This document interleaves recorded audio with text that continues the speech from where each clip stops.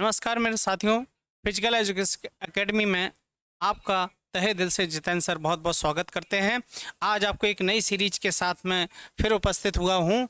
MP sports officer 2018 का जो exam paper हुआ था उसको मैं सॉल्व कराऊंगा। उसी बेस पर आप आइडिया लग जाएगा कि आपको किस तरीके की तैयारी आपको अपनी जारी रखनी है ना। इससे पहले मैं छत्तीसगढ़ का एमपी स्पोर्ट्स छत्तीसगढ़ वाला जो है मैं पेपर सॉल्व करा चुका हूँ। 2019 में हुआ था एमपी स्पोर्ट्स ऑफिसर का। अब मैं जो आपको बताऊंगा एमपी स्पोर्ट्स ऑफिसर का किस तरह का क्वेश्चन पेपर आया था, उसी के बेस पे आपको क्या करनी है, अपनी तैयारी रखनी है ना। चलिए, पहला क्वेश्चन है कि type of research that involve manipulation. जहां पर मैनिपुलेशन आ जाए, ये कीवर्ड है, याद रखिए, of treatment in the attempt to establish cause and effect की बात करेगा। तो कॉज एंड इफेक्ट आपका किस में आता है भाई, किस में आता है? तो आपके किस में आ गया? एक्सपेरिमेंटल डिज़ाइन, एक्सपेरिमेंटल रिसर्च में आता है। जहाँ पर कॉज एंड इफेक्ट की बात हो, मैनिपुलेशन की बात हो, वो आपकी कौन सी रिसर्च हो गई? वो आपकी एक्सपेरिमेंटल रिसर्च हो गई। ये कीवर्ड है, इसको मान के चलिएगा। क्या कीवर्ड है इसके, यानी क्या तरीका है इसका? ये तरीका है, मैनिपुलेशन की बात हो गई और कॉज एंड इफेक्ट की बात आ जाए, वो ही आपका क्या कहलाता है? एक्सपेरिमेंटल रिसर्च कहलाता है। Type of research involve in depth study, depth study evaluation of available information in an attempt to explain complex phenomena. जहाँ पर डेप्थ स्टडी की बात आ जाए, है ना, तो वहाँ पर आपका देखिए, डेप्थ स्टडी जब होती है तो समझ जाइएगा, ना तो आपकी हिस्टोरिकल होगी, डिस्क्रिप्टिव होगी, एनालिटिकल होगी। वो कौन सी रिसर्च होती है आपकी? एनालिटिकल रिसर्च होती है, याद रखिएगा, है ना। उपलब्ध सूचनाओं का गहन अध्ययन और मूल्यांकन करना। जो मैं अगर सर्किल कर रहा हूँ ना, तो समझ जाइएगा, आप अपने पेन पेपर लेके बैठिएगा और उस चीज को नोट करिएगा। चलिए, नेक्स्ट है list of resource that provide a brief description of nature and scope of each article और बुक। यानी संसाधनों की सूची जो प्रत्येक लेख या प्रकृति दायरे का संक्षिप्त विवरण प्रदान करती है, तो वो क्या कहलाती है आपकी? इंडेक्स या एनोटेड बाइब्लियोग्राफी, क्रिटिकल बाइब्लियोग्राफी या एब्स्ट्रैक्ट कहलाता है ना। प्रकृति और दायरे संक्षिप्त, तो ये होती है आपकी एनोटेड होती है, याद रखिएगा, बाइब्लियोग्राफी, है ना। जब रिसर्च कराऊंगा तो उसमें ये मैं आपको बताऊंगा जरूर। नेक्स्ट है using idea and concept writing and drawing of other as your own is known as, है ना। Falsification, dual publication, plagiarism, copyright. दूसरे के विचारों को यहीं पर सीधा सीधा मिल गया। दूसरे के विचारों, अवधारणाओं को, चित्रों को अपने स्वयं के रूप में प्रयोग करना क्या कहलाता है?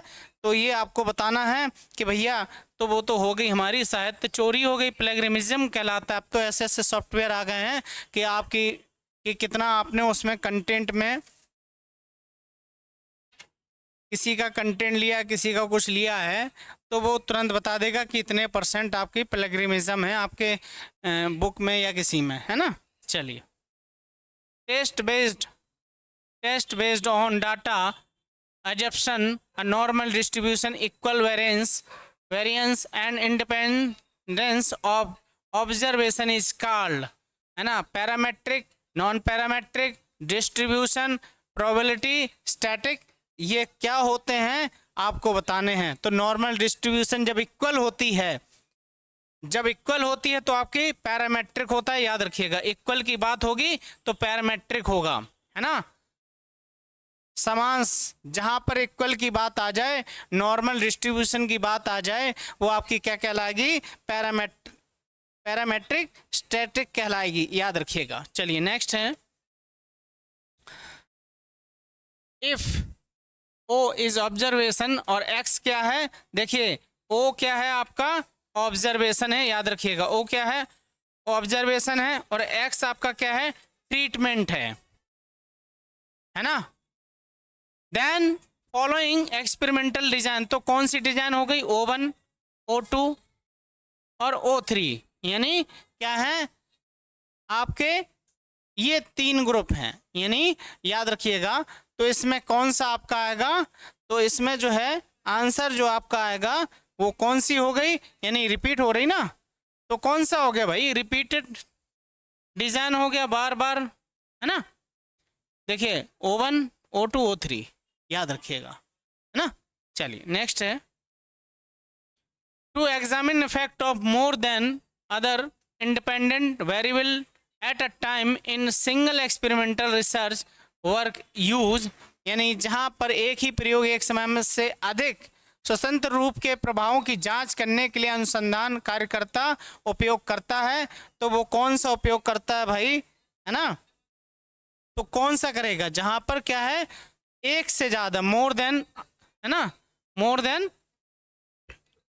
यानी 4 या 3 से ज्यादा हो जाते हैं, तो आपका कौन सा कहलाता है, फैक्टोरियल डिजाइन कहलाता है। याद रखिएगा फैक्टोरियल डिजाइन कौन सा कहलाएगा, फैक्टोरियल डिजाइन कहलाएगा, याद रखिएगा, ठीक है। चलिए नेक्स्ट है, a technique of literature review that contain a definitive methodology and qualify the result of various study to standard metrics allow the use of statistical technique as a means of analysis as a यानी Meta analysis, deductive, super analysis या critical साहित्य समीक्षा की एक तकनीकी जिसमें निश्चित पद्धति शामिल होती है। मानक मैट्रिक के लिए विभिन्न अध्ययनों के परिणामों की मात्रा निर्धारित करती है, जो विश्लेषण के संसाधन के रूप में सांख्यिकी तकनीक के उपयोग की अनुमति देती है। तो वह क्या कहलाती है, तो अनुमति जो देती है वो कहलाती है आपकी, देखिए सीधी बात है, जहां पर टेक्निकल लिटरेचर रिव्यू की बात हो गई, क्वालिटी वेरियस स्टडी की बात हो गई, तो वो क्या कहलाती है आपकी, मेटा एनालिसिस कहलाता है। याद रखिएगा Meta analysis.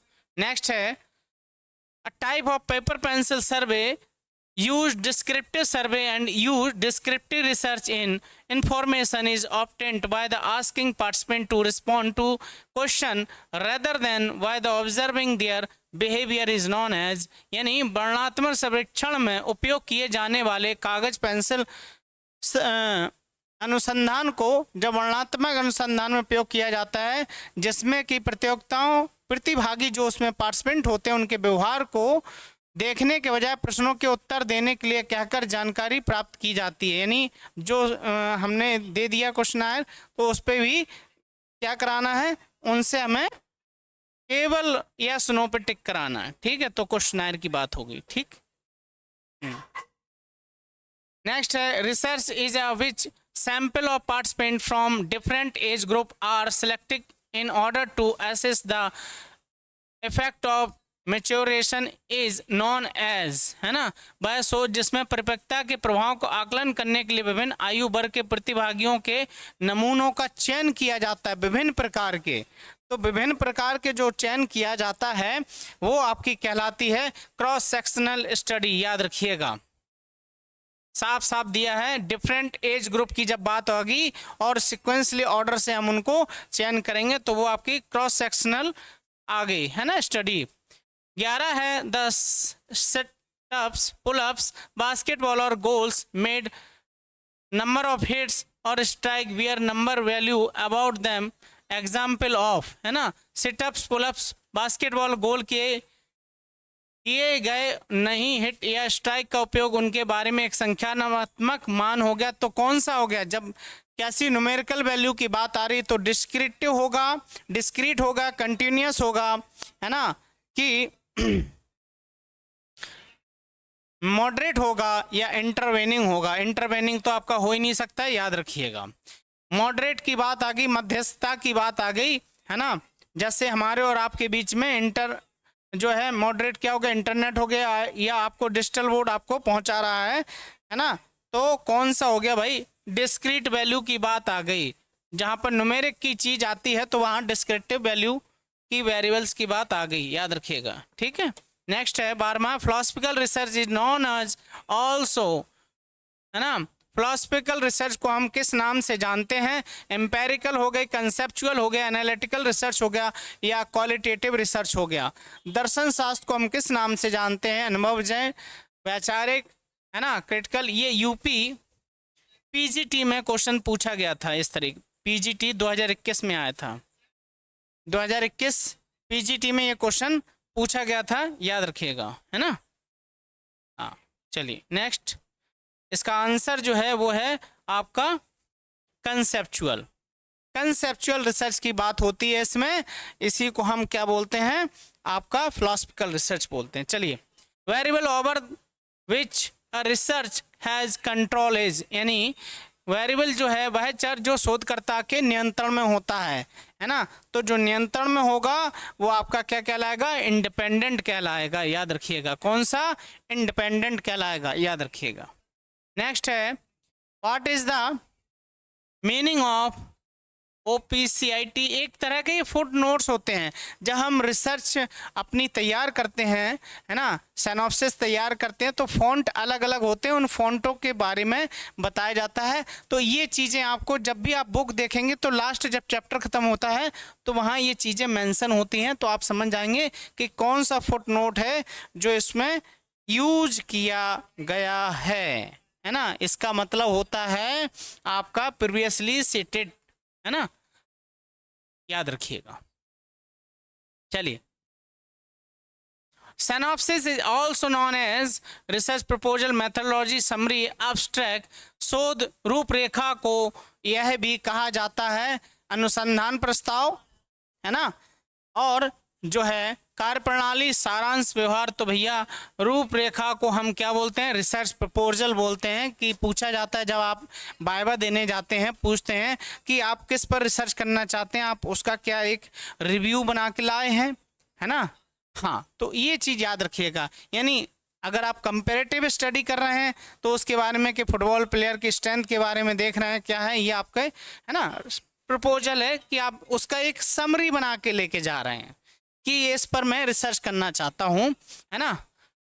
Which is type of research solve an immediate particular problem, basic action applied historical. किस प्रकार का शोध जो है किसी तत्काल समस्या को खत्म करता है?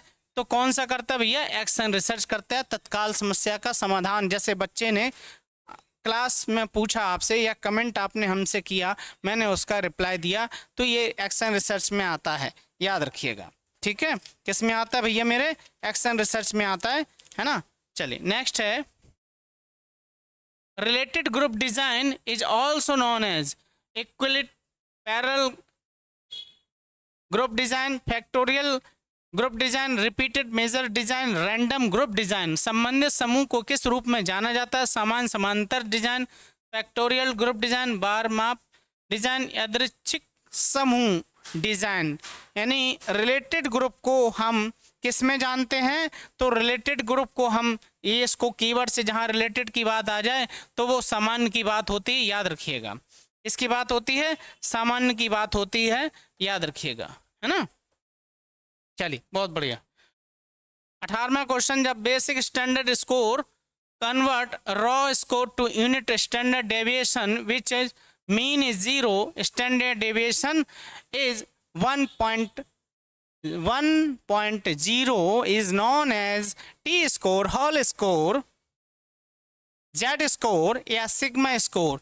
0 पॉइंट जहां स्टैंडर्ड डेविएशन, तो जेड स्कोर हो जाता है आपका, क्या होता है? जेड स्कोर होता है, याद रखिएगा। क्या होता है भैया?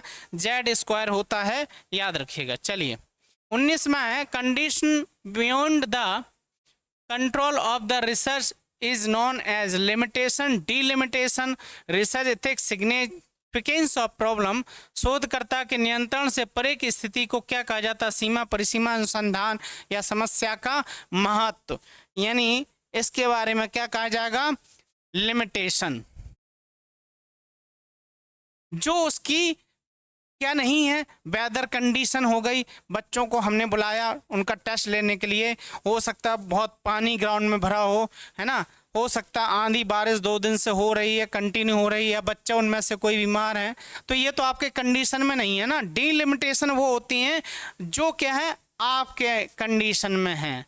यानी जिसमें एक दायरे के अंदर हम चीज़ें लिमिट करके लेके चल रहे हैं, जो हमारे कंट्रोल में नहीं है वो लिमिटेशन में आता है। क्लियर। अ पॉजिटिव और negative environment stimulus that motive behaviour is known as. Positive negative की बात आएगी तो यहीं से आप कीवर्ड है समझ जाइएगा। लर्निंग, रेनफोर्समेंट, इंसेंटिव, है ना, और जो है आपका इंसेंटिव हो गया, पनिशमेंट हो गया। एक सकारात्मक नकारात्मक पर्यावरण उत्तेजना को व्यवहार को प्रेरित करती है तो वह क्या कहलाती है? रेनफोर्समेंट कहलाती है। याद रखिएगा, मैंने साइकोलॉजी में बताया हुआ है ना। तो ये तो थे आपके टॉप 20 क्वेश्चन जो मैंने अभी कराए हैं। एमपी स्पोर्ट्स ऑफिसर का जो है वो जितने भी आपके क्वेश्चन हैं उसमें 200 क्वेश्चन है, उसमें पहले इतने ही आते थे, लेकिन अब कितने हो गए? 150 आपके जो है सब्जेक्ट स्पेसिफिकेशन है और 50 मार्क्स का जो है आपका पेपर 1 है। याद रखिएगा। तो हमारे साथ आप बने रहिए। जो साथी नए हैं चैनल को सब्सक्राइब करिए। आपको यहाँ से बहुत ही बेहतरीन सीरीज आपको मिलती रहेंगी यूजीसी नेट के लिए, टीजीटी पीजीटी के लिए, है ना। इसी के साथ जो है जितेंद्र सर आप सभी से जो है एक रिक्वेस्ट और करते जाएंगे कि टेलीग्राम हमारे चैनल को ज्वाइन कर लीजिए। उसमें आपको फ्री ऑफ कॉस्ट सारी पीडीएफ मिलेंगी, इसमें कोई वो नहीं है। और यूट्यूब पर जितेंद्र सर आपको ऐसे ही लेक्चर देते रहेंगे, है ना। मिलते हैं इसी के पूरे और भी नए आने वाले वीडियो में। ध्यान से सुनिएगा, समझिएगा, है ना। चलिए मिलते हैं नेक्स्ट वीडियो में। नमस्कार मेरे साथियों, जय हिंद।